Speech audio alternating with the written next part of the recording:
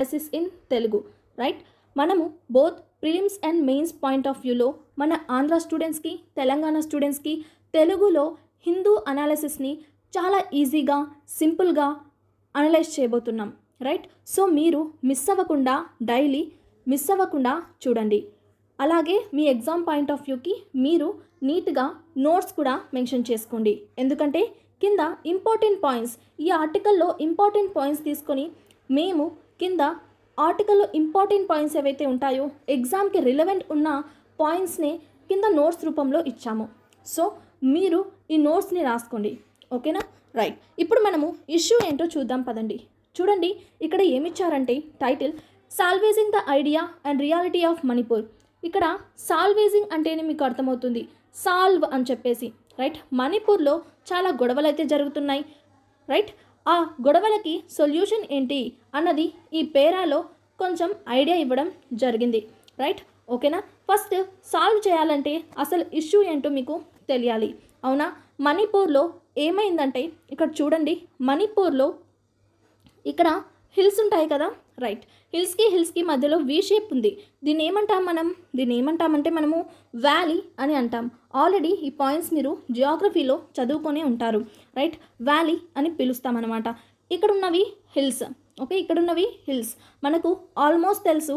హిల్స్లో ఎవరుంటారు మెయిన్గా ఎస్టీస్ అంటే ట్రైబ్స్ ఉంటారనమాట, రైట్. ఇక్కడ వ్యాలీ ఉంది కదా, రైట్. ఇక్కడ వ్యాలీ ఉంది కదా, ఈ వ్యాలీలో ఎవరున్నారు అంటే, రైట్, నార్మల్ పీపుల్ ఉంటారనమాట.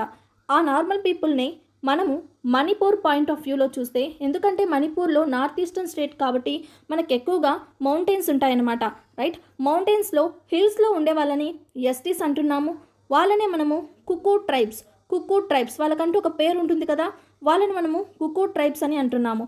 ఇక్కడ ఎవరైతే వ్యాలీస్లో ఉన్నారో వాళ్ళని మనము మోయితీ అనమాట, రైట్. ఎవరైతే ఇప్పుడు ఇక్కడ ప్లేన్స్లో ఉన్నారో వారికి చాలా బాగుంటుందన్నమాట, లైఫ్ డెవలప్మెంట్ బాగుంటుంది, అలాగే ఆఫీస్ బాగుంటుంది, అంతా బాగుంటుంది. కానీ హిల్స్లో ఉన్న వాళ్ళకి అటువంటి మంచి జీవితం అవన్నీ ఉండవన్నమాట. సో హిల్స్లో ఉన్న పీపుల్ అందరూ వ్యాలీస్కి వస్తున్నారు. అండ్ వ్యాలీస్కి రావడంతో వ్యాలీస్లో ఉన్న పీపుల్కి కొంచెం వాళ్ళ లైఫ్ టఫ్ అయిందనమాట. సో వాళ్ళు ఏమడుగుతున్నారంటే, మన ఆంధ్ర తెలంగాణ ఇష్యూ లాగానే అనుకోండి, రైట్. వాళ్ళు ఏమడుగుతున్నారంటే, మాకు వీళ్ళు వస్తుంటే జాబ్స్ అన్నీ పోతున్నాయి, ఎలా మరి, మేము కూడా రిజర్వేషన్ కావాలి, మాకు కూడా రిజర్వేషన్ కావాలి అని అంటున్నారు. ఎందుకంటే ఈ మోయితీలకు ఇప్పుడు రిజర్వేషన్ లేదనమాట. వీళ్ళు ఇప్పుడు ఓబీసీలో ఉన్నారు, కానీ ఇండిపెండెన్స్ ముందు వాళ్ళు ఎస్సీ కేటగిరీలో ఉండేవాళ్ళు. కానీ వాళ్ళు ఇప్పుడు ఏమడుగుతున్నారంటే, మాకు కూడా ఎస్టీ ఇవ్వండి అని అడుగుతున్నారనమాట. బికాస్ ఇక్కడ హిల్స్లో ఉన్న వాళ్ళందరూ ఇక్కడికి వస్తూ ఉండడంతో వీళ్ళకి కొంచెం ఎఫెక్ట్ అవుతుంది కాబట్టి వీళ్ళు కూడా మాకు కూడా రిజర్వేషన్ ఎస్టీ ఇవ్వండి అని అడుగుతున్నారు. బట్ ఇక్కడ ఏం జరిగిందంటే, వీళ్ళకి కూడా ఎస్టీ ఇస్తే ఇక్కడ ఏంటంటే స్టూడెంట్స్, ఇక్కడ మొయితీలు ఉన్నారు కదా, మామూలుగా టోటల్గా మణిపూర్లో 60 ఎమ్మెల్యేస్ ఉన్నారు స్టూడెంట్స్, 60 ఎమ్మెల్యేస్ ఉన్నారు. అందులో 40 ఎమ్మెల్యేస్ వచ్చేసి మోయితీలకు సంబంధించిన వాళ్ళు, రిమైనింగ్ 20 ఎమ్మెల్యేస్ వచ్చేసి ఈ హిల్స్లో ఉన్నారు కదా వాళ్ళకి సంబంధించిన వాళ్ళు, అంటే కుకూ ట్రైబ్స్ ఇంకా మిగతా ట్రైబ్స్కి సంబంధించిన వాళ్ళు. మరి ఇప్పుడు మోయితీలకు కూడా రిజర్వేషన్ ఇచ్చామనుకోండి, అప్పుడు ఎమ్మెల్యేలు మొత్తం వాళ్ళ సైడే ఉండిపోతారు, వీళ్ళ సైడ్ ఎవరు ఉండరు కదా. సో పొలిటికల్ ఇష్యూ అన్నది రైజ్ అవుతుంది, మా సైడ్ సపోర్ట్ చేయడానికి ఎవరు ఉండరు అని చెప్పేసి హిల్స్లో ఉన్న పీపుల్ కూడా గొడవ చేస్తున్నారు. అంటే ఒక సైడ్ ఇక్కడ మొయితీలది న్యాయమే ఉంది, ఆ తర్వాత ఒక సైడ్ ఇక్కడ కొండల వాళ్ళది న్యాయమే ఉంది. అండ్ మెయిన్గా స్టూడెంట్స్ ఇక్కడ ట్రైబల్ స్టేట్స్ కాబట్టి వీటికి కొన్ని స్పెసిఫైడ్ కేటగిరీస్ అన్నవి ఉంటాయన్నమాట, రైట్. వాళ్ళ ప్లేస్ని ఎవరు ఆక్యుపై చేసుకోకూడదు అలా. అంటే ఇప్పుడు హిల్స్లో కుకూస్ ఉన్నారు కదా, ఇప్పుడు వ్యాలీస్లో ఉన్న వీళ్ళకు కూడా ఎస్టీ స్టేటస్ ఇచ్చామనుకోండి, మరి వీళ్ళకు కూడా కొండలలో ఆక్యుపై చేసుకునే శక్తి వస్తుంది. సో అప్పుడు లాస్ అయ్యేది ఎవరు, కుకూ ట్రైబ్స్, అది వీళ్ళు ఆలోచిస్తున్నారు. బట్ మోయితీలు వీళ్ళందరూ డెవలప్మెంట్ ఉందని మా దగ్గరకు వస్తున్నారు, మాకు జాబ్స్ లాస్ అవుతున్నాయని వాళ్ళు ఆలోచిస్తున్నారు. సో ఈ విధంగా వాళ్ళిద్దరి మధ్య ఏమయ్యాయంటే గొడవలు స్టార్ట్ అయ్యాయి. ఇదే అండి ఇప్పుడు మణిపూర్లో జరిగే గొడవ ఇదే. మనందరికీ తెలిసినట్టు ఓన్లీ ఈ పాయింట్ మాత్రమే అందరికీ తెలుసు, కానీ ఇంకా చాలా పాయింట్స్ ఉన్నాయి. ఎందుకంటే ఈ హిల్లీ ఏరియాస్లో ఏం జరుగుతుంది అంటే, ఈ హిల్లీ ఏరియాస్లో గంజాయి అంటారు కదా, డ్రగ్స్, ఇవన్నీ జనరేట్ చేస్తున్నారు, ఇవన్నీ కల్టివేట్ చేస్తున్నారు. మరి ఈ 40 మెంబర్స్ గవర్నమెంట్ని ఫామ్ చేశారు కదా, అంటే మోయితీ గవర్నమెంట్ ఉంది, రైట్. ఎగ్జాక్ట్లీ చెప్పాలంటే ఇప్పుడు మణిపూర్లో బీజేపీ గవర్నమెంట్ ఉంది, ఓకేనా, రైట్. వీళ్ళు ఇది కల్టివేట్ చేయడం చాలా తప్పు అని చెప్పేసి వీళ్ళకి అగైనెస్ట్గా ఉన్నారనమాట, రైట్. ఇలా ఎవరు పండిస్తున్నారు అంటే మెయిన్గా చెప్పాలంటే మనకు మణిపూర్కి మయన్మార్కి చాలా దగ్గర రిలేషన్ అనమాట. బార్డర్ క్రాస్ అవుతుంది. బార్డరు 2 స్టేట్స్కి, అంటే మన మణిపూర్ స్టేట్కి అలాగే మయన్మార్ కంట్రీకి బార్డర్ సింగిల్ బార్డర్ అనమాట. అక్కడ ఇల్లీగల్ మైగ్రెంట్స్ అన్న వాళ్ళు మయన్మార్ నుంచి మణిపూర్కి క్రాస్ అవుతూ ఉన్నారు. ఇక్కడ మయన్మార్ అనుకోండి, ఇక్కడ మణిపూర్. సో వీళ్ళందరూ కొండలలోకి వచ్చి వీళ్ళని ఎంకరేజ్ చేసి డ్రగ్స్ కల్టివేషన్కి తోడ్పడుతున్నారు. సో అది ఏమైందంటే ఇది చాలా తప్పు అని చెప్పేసి ఇప్పుడు ఉన్న బీజేపీ గవర్నమెంట్ ఎవరైతే 40 MLAs అంటే ఏదైతే గవర్నమెంట్ ఉందో, సో ఆ గవర్నమెంట్ అన్నది ఇప్పుడు ఈ షెడ్యూల్డ్ ట్రైబ్స్, రైట్, ఎవరైతే కొండలలో ఉన్నారో వాళ్ళకి అగైనెస్ట్గా ఉంది, రైట్. ఇది కూడా మేజర్ రీజన్ అనమాట వీళ్ళిద్దరికీ గొడవలు జరగడానికి, రైట్. ఈ 2 మేజర్ రీజన్స్తో ఏమైందంటే చాలా రోజుల నుంచి మణిపూర్లో గొడవలు అయితే జరుగుతున్నాయి. చాలా పెద్ద పెద్ద గొడవలు అయితే జరుగుతున్నాయి. మన ఆంధ్రప్రదేశ్ స్టూడెంట్స్ని కూడా కొంతమంది మణిపూర్లో ఎవరైతే చదువుకుంటున్నారో వాళ్ళని మన వాళ్ళు ఏరోప్లేన్ పంపించి వాళ్ళని తీసుకురావడం జరిగింది. అంత పెద్ద ఇష్యూస్ అయితే జరుగుతున్నాయి.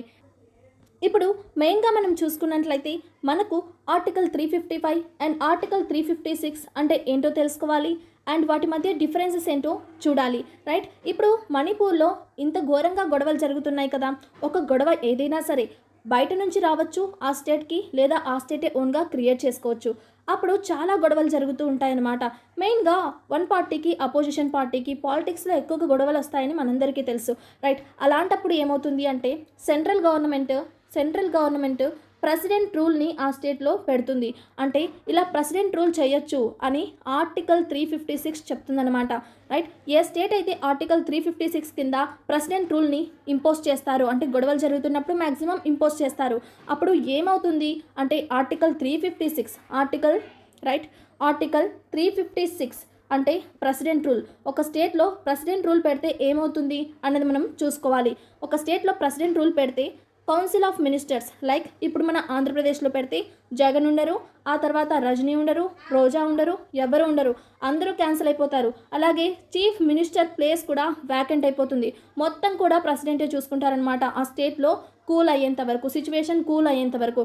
అలా 3 years వరకు ప్రెసిడెంట్ రూల్ని పెట్టచ్చు. ఇంకా కూల్ అవ్వకపోతే ఇంకా ఎక్స్టెండ్ కూడా చేయొచ్చు, రైట్. ఇదనమాట ఆర్టికల్ 356 ప్రకారంగా జరిగే పని, రైట్.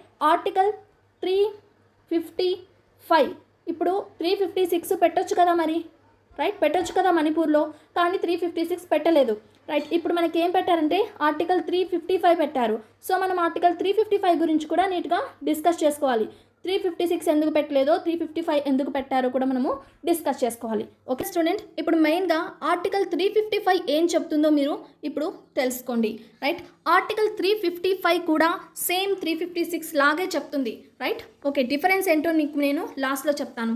ఆర్టికల్ 355 కూడా ఒక స్టేట్లో ఎక్స్టర్నల్ డిస్టర్బెన్స్ కానీ ఇంటర్నల్ డిస్టర్బెన్స్ ఉన్నప్పుడు కానీ ఆ స్టేట్ని కంట్రోల్ చేయడానికి ఆర్టికల్ 355ని ఉపయోగిస్తారు.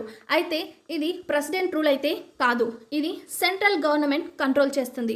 నేను మీకు ఇందాకే చెప్పాను ఏమని, మణిపూర్లో ఇప్పుడున్నది బీజేపీ గవర్నమెంట్ అని చెప్పేసి, రైట్. సెంట్రల్ గవర్నమెంట్ కూడా బీజేపీనే, రైట్. ఇప్పుడు బీజేపీ పవర్లో ఉంది కాబట్టి సెంట్రల్ గవర్నమెంట్ కూడా బీజేపీనే కాబట్టి, రైట్. ఇప్పుడు కంట్రోల్ చేసే పవర్ ఉంటుందన్నమాట. ఈ సిచ్యువేషన్ని కంట్రోల్ చేసే పవరు బీజేపీకి కూడా, అది నేషనల్ పార్టీ విన్ అయిన పార్టీ కాబట్టి ఆ పవర్ అన్నది ఉంటుంది. సో ఆ పవర్ అనేది ఉంటుంది కాబట్టి ఆ పవర్తో ఏం చేయొచ్చు అంటే, మరి 356 పడింది అనుకోండి, 356 పడితే ఏమవుతుంది చెప్పండి, ఇక్కడ ఉన్న కౌన్సిల్ ఆఫ్ మినిస్టర్స్, సీఎం అందరూ వెళ్ళిపోతారు. అది బీజేపీకి ఇష్టం లేదు కదా. సో 355ని ఇంపోజ్ చేశారనమాట, రైట్. 355ని ఇంపోజ్ చేస్తే సేమ్ సిచ్యువేషన్ కంట్రోల్ అవుతుంది. కానీ మనం ఇందాక 356లో ఏం చెప్పాము, CM council of ministers cancel అవుతారు. అలాగే ఇంకొకటి ఏం చెప్పాము, 3 years వరకు ఉంటుంది అని చెప్పాము. ఆ తర్వాత ఎక్స్టెండ్ కూడా చేసుకోవచ్చు ఒకవేళ సిచ్యువేషన్ కంట్రోల్ అవ్వకపోతే అని చెప్పాము, రైట్. ఇప్పుడు ఏం జరుగుతుందంటే 355 పెట్టాం కదా, ఇప్పుడు 355 పెట్టాం కాబట్టి ఇప్పుడు మనకు టైం డ్యూరేషన్ అంటూ ఏమీ ఉండదు. ఇది మెయిన్ పాయింట్ స్టూడెంట్స్, అర్థం చేసుకోండి. 350 పెట్టినప్పుడు మనకు టైం డ్యూరేషన్ అంటూ ఏమీ ఉండదు. అలాగే council of ministers and CM కూడా ఏమీ క్యాన్సిల్ అవ్వరు. సో ఇప్పుడు అందుకోసమే పొలిటికల్ యాంగిల్లో కొంచెం ఆలోచిస్తే 355 అన్నది మణిపూర్కి పెట్టడం జరిగింది. అర్థమైందా? ఇప్పుడు these are the differences between 355 and 356. 355 అంటే టైం డ్యూరేషన్ ఏమీ ఉండదు. 356 అంటే ఏంటి? 356 అంటే ప్రెసిడెంట్ రూల్ అనమాట. ఓకేనా? మెయిన్గా అపోజిషన్ పార్టీస్ ఉన్నప్పుడు ఇలా జరుగుతూ ఉంటుంది. అక్కడ పార్లమెంట్లో లా పాస్ అవ్వాలి కదా, ఏదైనా పెట్టాలని చెప్పేస్తే అది. సో ఇదంతా ఇంకా మనం ఆలోచించాల్సిన విషయం. ఓకేనా? This is between article 355 and article 356. Okay, మరి ఈ గొడవ ఎలా సాల్వ్ అవుతుంది అని ఇక్కడ ఇచ్చారు. రైట్, మనం చూసినట్లయితే యూరోపియన్ యూనియన్లో కూడా ఇంతకుముందు ఇలానే మైగ్రెంట్స్ వచ్చేసి ఇల్లీగల్గా పనులు చేసి, సో ఇట్లాంటి గొడవలు అన్నవి ఈయూలో చాలా వచ్చాయి యూరోపియన్ యూనియన్లో. బట్ వాళ్ళు నీట్గా సాల్వ్ చేసుకున్నారనమాట. రైట్, ఇప్పటికి కూడా ఉన్నాయి, బట్ కొంచెం బెటర్. ఆ విధంగానే మనం కూడా ఫాలో అవుతే బాగుంటుంది. అయినా కూడా మన ఇండియాలో చాలా ఇష్యూస్ అనేవి ఉన్నాయి, ఎందుకంటే అవి స్పెషల్ కేటగిరైజ్ స్టేట్స్ కాబట్టి అని చెప్తున్నారనమాట. ఇది రియాలిటీలో మనకు ఇలా జరుగుతుంది. ఇంకా పర్ఫెక్ట్ సొల్యూషన్ అయితే ఏమీ రాలేదు. మనము ఆలోచించాల్సిన విషయం ఉంది. ఇక్కడ మనం చూసినట్లయితే ఇందాక మీకు చెప్పాను కదా ఆర్టికల్ 355 గురించి. రైట్, నేనేం చెప్పాను? డ్యూరేషన్ విషయంలో not specified in the constitution. మన కాన్స్టిట్యూషన్లో ఏమీ చెప్పలేదు, యాక్ట్ కూడా ఏమీ చేయలేదు టైం గురించి. ఎంతవరకైనా ఉండొచ్చు. అదే ఆర్టికల్ 356కి అయితే 3 years and extend. Right, okay. Article 355ని మెయిన్గా ఎప్పుడు పెడతారు అంటే article 355 can be invoked by the president of India అనే చెప్తారు. బట్ సెంట్రల్ గవర్నమెంట్ కంట్రోల్ చేస్తుంది. ఇన్ కొన్ని సర్కమ్స్టాన్సెస్లో కొన్ని టైంలో చేస్తారనమాట. ఎప్పుడంటే స్టేట్ ఎప్పుడైతే ఫెయిల్ అయిందో, ఓకే, అంటే బాగా నీట్గా రూలింగ్ చేయట్లేదో అప్పుడు పెడతారు. ఓకే, అప్పుడు యూనియన్ గవర్నమెంట్ కొన్ని వాటికి చెప్తుందనమాట. Next, when the security of India is threatened by external aggression or internal disturbance. External కానీ ఇంటర్నల్ కానీ డిస్టర్బెన్సెస్ వచ్చినప్పుడు పెడతారు. ఇంకా ఏంటంటాం? When a state request for assistance from the union to maintain public order and the union is satisfied that the situation in the state can't be controlled by the state own forces. స్టేట్లో ఉన్న police forces ఇవన్నీ కూడా control చేయకుండా ఎలా అంటే అలా చేసుకున్నాయి అనుకోండి, అప్పుడు కూడా పెట్టే ఛాన్స్ ఉంది. అలాగే ఏవైనా మైనారిటీస్కి ఏవైనా ఇబ్బందులు కలుగుతున్నాయా అన్నప్పుడు కూడా మనకు ఇది పెట్టే ఛాన్స్ ఉంది. మీకు ఒక విషయం చెప్పనా? మెయిన్గా ఎస్టీ స్టేటస్ అన్నది ప్రెసిడెంట్ గారు సైన్ చేయాలి. అంతేకాని హైకోర్టులో పెట్టేసి వాళ్ళకై వాళ్ళే చేసుకునే ఛాన్స్ అయితే మన ఇండియాలో హైకోర్టులో పెట్టేసి వాళ్ళకై వాళ్ళు చేసుకునే ఛాన్స్ అనేది మన ఇండియాలో లేదు స్టూడెంట్స్. రైట్, చూడండి స్టూడెంట్స్, ఇక్కడ మయన్మార్ కంట్రీ ఉంది, అవునా? ఇక్కడ మణిపూర్ ఉంది. ఇక్కడ నుంచి ఇక్కడికి వస్తూ ఉన్నారంట illegal migrants. External disturbance drugs రూపంలో కూడా జరుగుతుంది. రైట్, సో అది కూడా ఒక రీజన్ 355ని పెట్టడానికి. సో ఇవన్నీ మీరు గుర్తుపెట్టుకోవాలి. రైట్, ఇందాక చెప్పాను కదా హైకోర్టు అన్నది ఎస్టీ స్టేటస్ ఇవ్వదు. ఎవరు అడుగుతున్నారు ఎస్టీ స్టేటస్? ఇందాకే చెప్పాము, మోయితీస్ అనే ఒక గ్రూప్ ఉంది. వాళ్ళే 40 members ఎమ్మెల్యేస్ ఉన్నారు హైయెస్ట్. వాళ్ళ గవర్నమెంట్ ఇప్పుడు బీజేపీ ఉంది. రైట్, సో వాళ్ళని అడుగుతున్నారు. సో మరి ఎస్టీ స్టేటస్ ఇవ్వమని హైకోర్టుని అడిగారు. అది ఎలా డిక్లేర్ చేస్తుంది చెప్పండి? డిక్లేర్ చేయదు కదా. మనకు ఒక ప్రాసెస్ అంటూ ఉంటుంది. ఎస్టీ స్టేటస్ ఏ స్టేట్లో ఇవ్వాలన్నా సరే ఒక ప్రాసెస్ అంటూ ఉంటుంది. That process is very important for your prelims and మెయిన్స్కి అయితే ఇంకా యూస్ఫుల్ ఆ ప్రాసెస్, ఎందుకంటే ఈ క్వశ్చన్ వచ్చే ఛాన్స్ ఉంది కాబట్టి. ఓకేనా? ఇక్కడ చూడండి, ఫస్ట్ ఏం జరగాలంటే రైట్, ఫస్ట్ వచ్చేసి స్టేట్ దగ్గర స్టార్ట్ అవ్వాలి మ్యాటర్. స్టేట్లో ఉంటారు కదా మినిస్టర్, ట్రైబల్ మినిస్టర్, స్టేట్లో ఉన్న ట్రైబల్ మినిస్టరు వెళ్ళి చెప్పాలి. ఎవరికి చెప్పాలి అంటే రిజిస్టర్ జనరల్ అని సెంట్రల్ లెవెల్లో ఒక అతను ఉంటాడు. రిజిస్టర్ జనరల్ ఆఫ్ ఇండియా అని ఒక అతను ఉంటాడు. అతనికి ఏం చెప్పాలి? వెళ్ళి అయ్యా మా స్టేట్లో ఇలా వీళ్ళు చాలా తక్కువ క్యాస్ట్లో ఉన్నారు, వీళ్ళకి ఎడ్యుకేషన్ బాగాలేదు, ఇటువంటి సిచ్యువేషన్స్ అన్నీ చెప్పేసి చాలా పూర్ ట్రైబ్స్, వీళ్ళకి ఎస్టీ స్టేటస్ రావాలి అని రిజిస్టర్ జనరల్ ఆఫ్ ఇండియా దగ్గరికి వెళ్ళి చెప్తాడనమాట. ఈ రిజిస్టర్ జనరల్ ఆఫ్ ఇండియా అన్నది మనకు సెంట్రల్ లెవెల్లోనే హోమ్ మినిస్ట్రీ కింద పనిచేస్తుంది, అవునా? ఆ తర్వాత register general of India right approve చేశాడనుకోండి. అప్రూవ్ చేస్తే ఈ మ్యాటర్ ఎవరి దగ్గరికి వెళ్తుంది? National commission for scheduled tribes దగ్గరికి వెళ్తుంది, అవునా? ఆ తర్వాత మళ్ళీ నెక్స్ట్ స్టెప్లో ఏమవుతుందంటే national commission for scheduled tribes దగ్గర నుంచి క్యాబినెట్ దగ్గరికి వెళ్తుంది. క్యాబినెట్ దగ్గరికి వెళ్తుంది. క్యాబినెట్ నుంచి బిల్ అన్నది పార్లమెంట్లోకి వెళ్తుంది. బిల్ అన్నది పార్లమెంట్కి వెళ్తుంది. పార్లమెంట్లో నుంచి బిల్ ఎక్కడికి వెళ్తుంది? రైట్, పార్లమెంట్తో బిల్లు లోక్సభ రాజ్యసభ పాస్ చేస్తే ప్రెసిడెంట్ దగ్గరికి వెళ్తుంది. ప్రెసిడెంట్ ఏం చేయొచ్చు? రైట్, ప్రెసిడెంట్ అప్రూవ్ చేస్తే వాళ్ళకి ఎస్టీ స్టేటస్ వస్తుంది, లేకపోతే ఎస్టీ స్టేటస్ రాదు. ఈ మధ్యలో బిల్ అన్నది ఎక్కడ క్యాన్సిల్ అయిపోయినా అది ప్రెసిడెంట్ వరకు చేరదు, ప్లస్ రాదు. రైట్, ఇంకొకసారి చెప్తాను చూడండి, ఎందుకంటే ఈ process very most important. Right, okay, first process వచ్చేసి స్టేట్లోనే స్టార్ట్ అవుతుంది. స్టేట్లోనే ఫస్ట్ ప్రాసెస్ స్టార్ట్ అవుతుంది. ఓకేనా? స్టేట్లో ప్రాసెస్ స్టార్ట్ అయిన తర్వాత మ్యాటర్ ఎవరి దగ్గరికి వెళ్తుంది? రిజిస్టర్ జనరల్ ఆఫ్ ఇండియా, ఇక్కడ రాసింది రిజిస్టర్ జనరల్ ఆఫ్ ఇండియా దగ్గరికి వెళ్తుంది. రిజిస్టర్ జనరల్ ఆఫ్ ఇండియా దగ్గరికి అప్రూవల్ కోసం వెళ్తుంది. రిజిస్టర్ జనరల్ ఆఫ్ ఇండియా ఎవరి కింద పనిచేస్తుంది? హోమ్ మినిస్ట్రీ కింద పనిచేస్తుంది. అప్రూవ్ చేసిన తర్వాత, రిజిస్టర్ జనరల్ అప్రూవ్ చేసిన తర్వాత నేషనల్ కమిషన్ ఆఫ్ ఎస్టీ అన్నది సెంట్రల్ లెవెల్లో ఉంటుంది. నేషనల్ కమిషన్ ఆఫ్ ఎస్టీ దగ్గరికి మ్యాటర్ అయితే పోతుంది, వాళ్ళకి ఎస్టీ స్టేటస్ కావాలంట అని చెప్పేసి. ఓకే, ఎస్టీ స్టేటస్ అక్కడికి వెళ్ళిన తర్వాత మళ్ళీ ఏమవుతుంది? నేషనల్ కమిషన్ ఫర్ ఎస్టీ నుంచి క్యాబినెట్కి పాస్ అవుతుంది.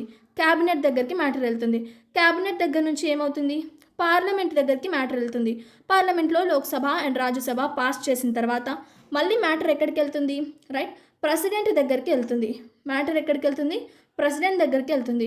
ప్రెసిడెంట్ ఎప్పుడైతే ఓకే అని సైన్ చేసేస్తారో అప్పుడు మ్యాటర్ వచ్చేసి మళ్ళీ ఎవరి దగ్గరికి వెళ్తుంది? స్టేట్ దగ్గరికి వస్తుందన్నమాట.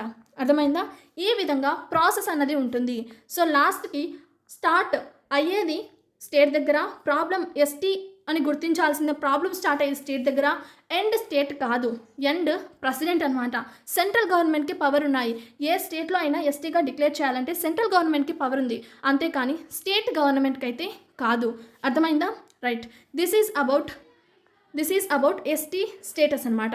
ఎస్టీ స్టేటస్ ఎలా వస్తుందో మీకు ఇప్పుడు అర్థమయ్యే ఉంటుంది. మోయితీలకు ఇప్పుడు ఎస్టీ స్టేటస్ రావాలంటే వాళ్ళు హైకోర్టులో పిటిషన్ వేశారు, బట్ రాదు.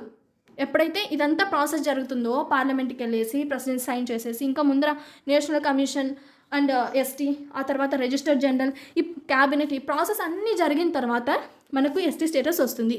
ఈ పాయింట్ మీరు గుర్తుపెట్టుకోవాలి. Initiation of ST status process start in the state but end in the central government. Central government is the main deciding authority to give ST list to the states. అర్థమైందా? Right, ఈ process and ఈ points కూడా very most important. నోట్స్లో రాసుకోండి, ఎందుకంటే ఇదంతా ఒక process కాబట్టి. Right, ఈ ప్రాసెస్లోనే మీరు ఎగ్జామ్ రాయాలి. మెయిన్స్లో ఒక్క పాయింట్ మీరు వెనక్కి ముందుకి రాసినా కూడా మ్యాటర్ మిస్ అవుతుంది. కావాలంటే మళ్ళీ వినండి క్లాస్ని. ఓకేనా? ఇక్కడ చూడండి, ఇదంతా కూడా ప్రాసెస్ ఆర్డర్ 1950 ప్రకారం, కాన్స్టిట్యూషన్ ఆర్డర్ 1950 ప్రకారం ఇచ్చారనమాట. సో ఈ విధంగా మనకు ప్రాసెస్ అన్నది జరుగుతుంది. So this is the issue అండి. నేను మీకు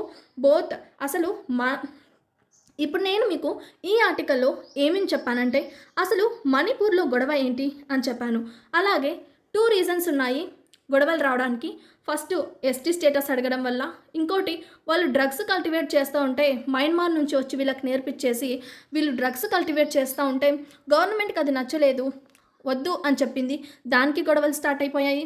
రైట్, ఈ గొడవలు స్టార్ట్ అయిన దగ్గర నుంచి నేను మీకు ఆర్టికల్ 355ని గొడవలు స్టార్ట్ అయితే ఇంపోజ్ చేశారు, మరి ఆర్టికల్ 356ని ఎందుకు చేయలేదు, 355ని ఎందుకు స్టార్ట్ చేశారు, దాని గురించి కూడా చెప్పాను. అసలు ఆర్టికల్ 355కి 356కి డిఫరెన్స్ ఏంటో కూడా చెప్పాను. మరి ఎస్టీ స్టేటస్ కావాలి అంటే ఈ నోట్స్ రాసుకోండి మీరు. ఓకేనా? చూడండి, స్క్రీన్ షాట్ తీసుకొని రాసుకోండి. రైట్, ఆర్టికల్ మరి మనకు ఇక్కడ ఏం చెప్పాను? రైట్, ఎస్టీ స్టేటస్ కావాలంటే హైకోర్టుకి వెళ్ళగానే రాదు. ఎస్టీ స్టేటస్కి వెళ్ళాలంటే మనము ఫస్ట్ స్టేట్లో ప్రాసెస్ స్టార్ట్ అవ్వాలి. ఆ తర్వాత రిజిస్టర్ జనరల్ ఆఫ్ ఇండియాకి వెళ్ళాలి. హోమ్ మినిస్ట్రీ పరిధిలో రిజిస్టర్ జనరల్ ఆఫ్ ఉంటుంది. ఆ తర్వాత క్యాబినెట్కి వెళ్ళాలి. ఆ తర్వాత ఏం చెప్పాను? నేషనల్ కమిషన్ ఆఫ్ ఎస్టీకి వెళ్ళాలి. ఆ తర్వాత పార్లమెంట్కి పోవాలి. తర్వాత ప్రెసిడెంట్కి పోవాలి. ప్రెసిడెంట్ దగ్గర నుంచి స్టేట్కి అప్రూవ్నో నాట్ అప్రూవ్నో రావాలి. ఈ ప్రాసెస్ అంతా ఉంటుంది అని చెప్పాను. ఇదంతా మనకు 1950 ఆర్డర్లో ఇచ్చారనమాట. సో ఇదంతా ప్రాసెస్ ఉంటుంది అన్నది కూడా ప్రిలిమ్స్కి మెయిన్స్కి very important. So don't miss it. This article is very most important. Okay, this is about Manipur issue and ST status and article 355 and 366. Right, ఇటువంటి వీడియోస్ మీకు మంచి కంటెంట్తో కావాలనుకుంటే మన ఛానల్ని ఇప్పుడే సబ్స్క్రైబ్ చేయండి. ఇదే మీరు నాకు ఇస్తున్న రైట్, ఇదే ఇంతసేపు నేను ఎక్స్ప్లెయిన్ చేసిన దానికి రైట్ మీరు ఇస్తున్న ఒక మంచి థింగ్ అన్నమాట నాకు. ఓకే, లైక్ చేసి సబ్స్క్రైబ్ చేస్తే చాలు. ఓకేనా, ఇదే మీకు నాకు ఇస్తున్న కృతజ్ఞత. Right, okay students, all the very best for your upcoming examinations and thank you so much.